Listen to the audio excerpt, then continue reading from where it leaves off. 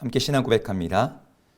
전능하사 천지를 만드신 하나님 아버지를 내가 믿사오며 그 외아들 우리 주 예수 그리스도를 믿사오니 이는 성령으로 잉태하사 동정녀 마리아에게 나시고 본디오 빌라도에게 고난을 받으사 십자가에 못 박혀 죽으시고 장사한 지 사흘 만에 죽은 자 가운데서 다시 살아나시며 하늘에 오르사 전능하신 하나님 우편에 앉아 계시다가 저리로서 산 자와 죽은 자를 심판하러 오시리라. 성령을 믿사오며 거룩한 공예와 성도가 서로 교통하는 것과 죄를 사하여 주시는 것과 몸이 다시 사는 것과 영원히 사는 것을 믿사옵나이다. 아멘.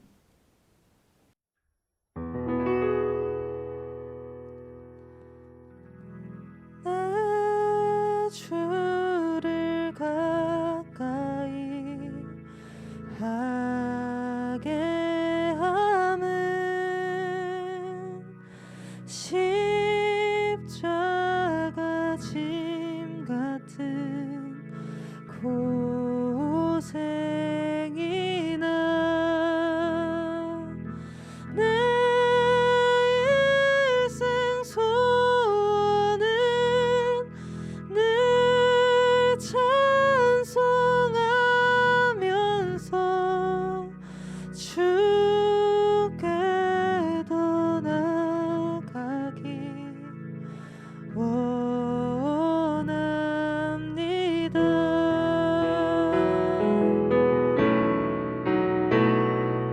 내 고생하는 것 옛 야곱이 돌베개 베고 잠 갔습니다.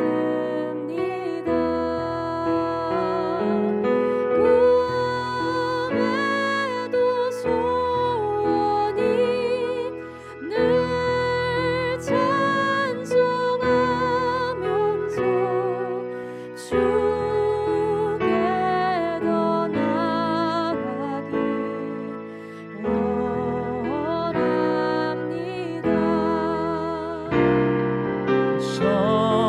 천성에 가는 길 험하여도 생명피 되나니 은혜로다. 천사 날 부르니 네 찬송하면서 주께 더 가까이 원합니다.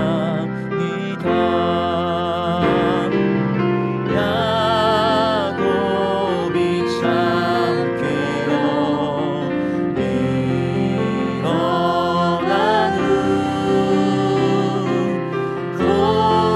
고난을 쌓은 것 본받아서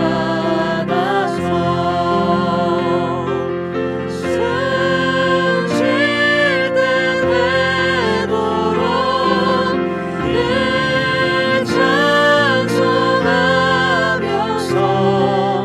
주께 더 나아가기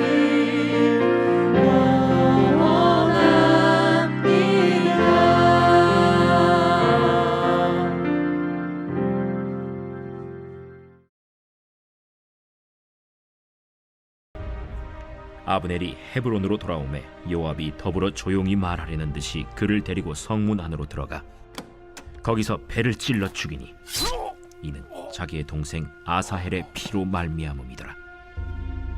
그 후에 다윗이 듣고 이르되 넬의 아들 아브넬의 피에 대하여 나와 내 나라는 여호와 앞에 영원히 무죄하니 그 죄가 요압의 머리와 그의 아버지의 온 집으로 돌아갈지어다. 또 요압의 집에서 백탁병자나 나병 환자나 지팡이를 의지하는 자나 칼에 죽는 자나 양식이 떨어진 자가 끊어지지 아니할지로다. 요압과 그의 동생 아비새가 아브넬을 죽인 것은 그가 기브온 전쟁에서 자기 동생 아사헬을 죽인 까닭이었더라.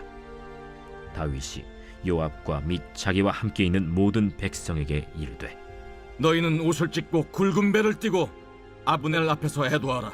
하니라. 다윗 왕이 상회를 따라가 아브넬을 헤브론에 장사하고 아브넬의 무덤에서 왕이 소리를 높여 울고 백성도 다 우니라. 왕이 아브넬을 위하여 애가를 지어 이르되 아브넬의 죽음이 어찌하여 미련한 자의 죽음 같은고. 내 손이 결박되지 아니하였고 내 발이 착고에 채이지 아니하였거늘 불의한 자식 앞에 엎드러짐 같이 내가 엎드려졌도다. 하매 온 백성이 다시 그를 슬퍼하여 우니라. 석양에 뭇 백성이 나와 다윗에게 음식을 권하니 다윗이 맹세하여 이르되 만일 내가 해지기 전에 떡이나 다른 모든 것을 맛보면 하나님이 내게 벌 위에 벌을 내리심이 마땅하리라. 하매 온 백성이 보고 기뻐하며 왕이 무슨 일을 하든지 무리가 다 기뻐하므로 이날에야 온 백성과 온 이스라엘이 넬의 아들 아브넬을 죽인 것이 왕이 한 것이 아닌 줄을 아니라. 왕이 그의 신복에게 이르되 오늘 이스라엘의 지도자여 큰 인물이 죽은 것을 알지 못하느냐. 내가 기름 부음을 받은 왕이 되었으나 오늘 약하여서 스루야의 아들인 이 사람들을 제어하기가 너무 어려우니 여호와는 악행한 자에게 그 악한 대로 갚으실지로다. 하니라. 안녕하세요. 오늘도 말씀과 함께 하루를 시작하시는 여러분들을 주의 이름으로 축복합니다. 오늘은 어제에 이어서 계속해서 이제 아브넬과 이 다윗의 이 조약 그리고 그 이후에 일어나는 사건을 함께 오늘 사무엘하 본문을 통해서 보고 있습니다.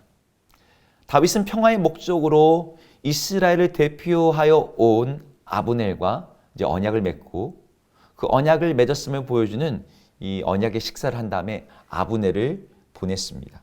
요압이 뒤늦게 헤브론으로 왔다가 아브넬이 그러한 조약을 맺고 돌아갔다는 말을 듣고 다윗에게 항변하면서 자신은 그것을 반대한다라고 그렇게 말했죠.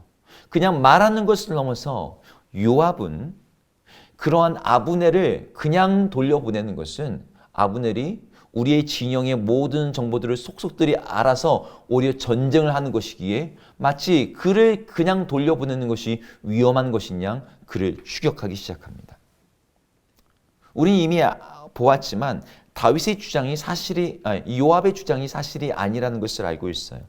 정말 중요한 것은 요압은 정말 아브넬이 다윗을 속였거나 또 다윗의 계략을 파악하기 위해서 왔다고 말했던 그 말이 요압의 진심이 아니라 사실은 요압은 자신의 어떤 원수를 갖고자 하는 그 복수심에 불타서 아브넬에 대해서 그렇게 이야기를 한 것이죠.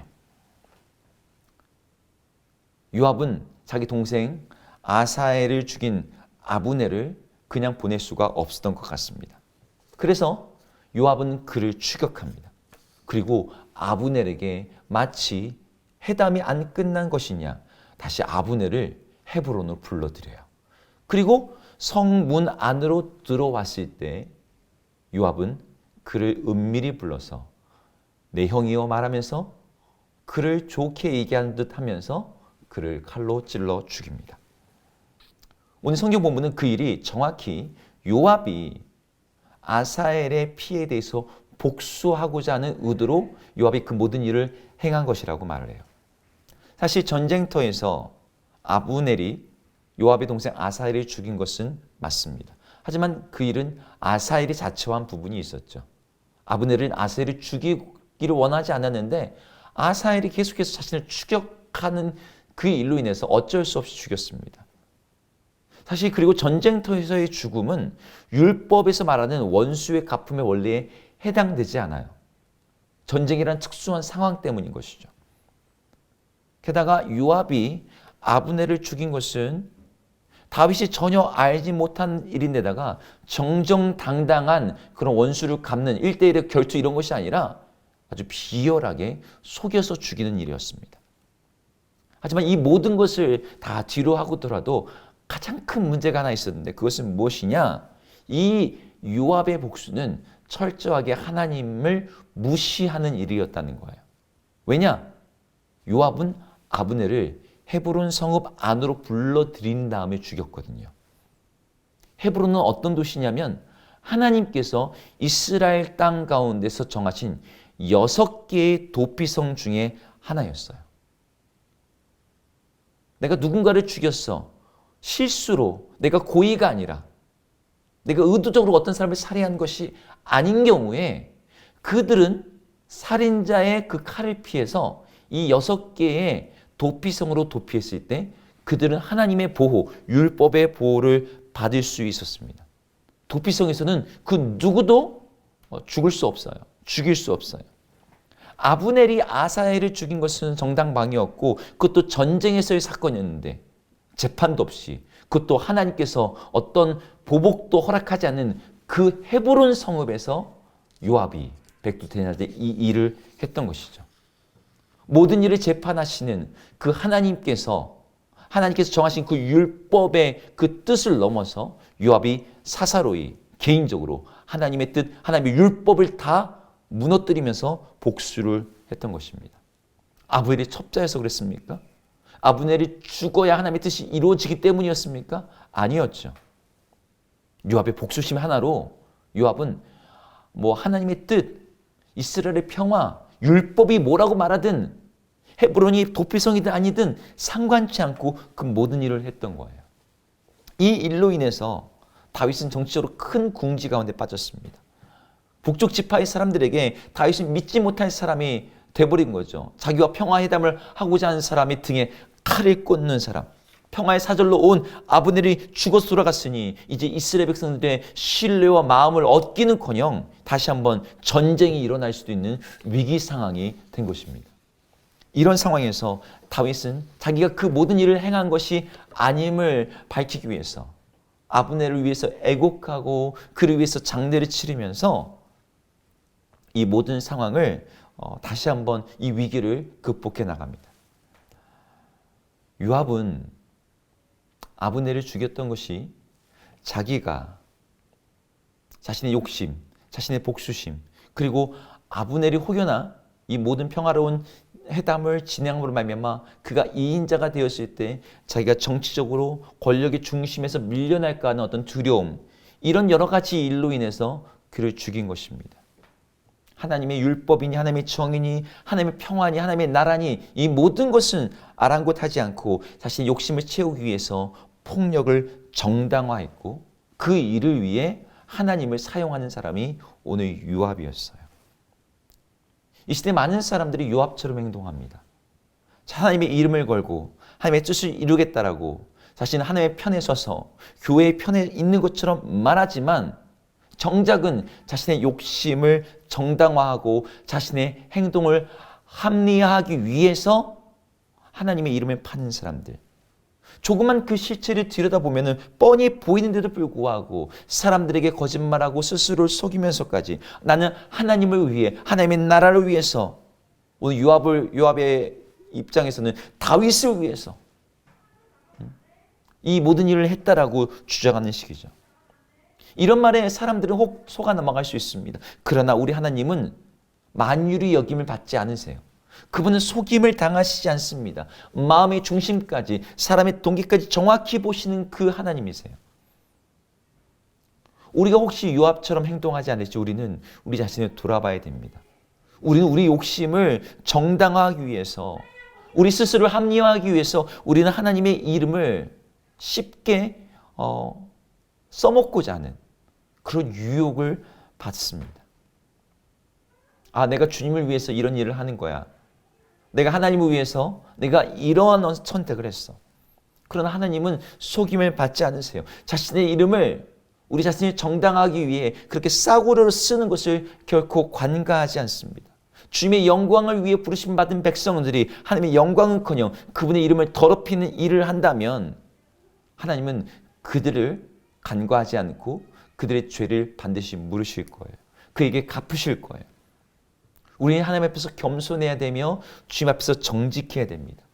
하나님의 뜻을 존중하면서 내가 우리의 죄를 변명하고 합리화하면서 우리의 욕심을 채우기 위해서 주님의 이름을 팔고는 있지 않은지 우리가 그렇게 물어봄으로 말미암아 오늘 요압이 저질렀던 이 막대한 죄에서 벗어나 회개하고 하나님의 사하심을 받고 드디어 주님 앞에서 주님의 용서하심 가운데서 정말 하나님이 뜻대로 살아가는 주의 백성 되기를 소망하며 축복합니다. 그래서 우리가 그렇게 주님 앞에서 우리 자신을 겸손하게 정직하게 돌아보며 우리 자신을 하나님께 내어드릴 때 우리는 이 요압의 미혹, 요압의 자기 합리화, 요압이 빠졌던 이 함정에서 빠져나와 우리 하나님 앞에서 언제나 신실하고 바른 길을 가게 될 줄로 믿습니다. 함께 기도하겠습니다. 하나님, 우리는 요압처럼 우리의 죄악을, 우리의 자신을, 우리의 선택과 우리의 결정을 정당화하고 합리화하고자 하는 그런 유혹 가운데 있습니다. 죄는 언제나 우리 자신을 포장하고 변명하기 마련입니다. 내가 주님을 위해서, 주님의 나라를 위해서 이 일을 했다고, 이 일은 반드시 필요했다고. 하나님, 그런 우리 자신의 죄의 변명을 우리 스스로 납득하는 그 모든 함정에서 우리를 건져 주시옵소서. 정말 하나님 뜻 안에서 우리 자신을 돌아봄으로 말미암아 정말 무엇이 주님이 원하시는 일인지를 주님 앞에서 내가 과연 어떠한지를 돌아보며 하나님이 기뻐하시는 그 삶을 선택하는 우리 모두 되게 하여 주옵소서. 예수님의 이름으로 기도드립니다. 아멘. 함께 주기도문 하시겠습니다. 하늘에 계신 우리 아버지여, 이름이 거룩히 여김을 받으시오며 나라 임하옵시며 뜻이 하늘에서 이룬 것 같이 땅에서도 이루어지이다. 오늘 우리에게 일용할 양식을 주옵시고 우리가 우리에게 죄 지은 자를 사하여 준 것 같이 우리 죄를 사하여 주옵시고 우리를 시험에 들게 하지 마옵시고 다만 악에서 구하옵소서. 대개 나라와 권세와 영광이 아버지께 영원히 있사옵나이다. 아멘.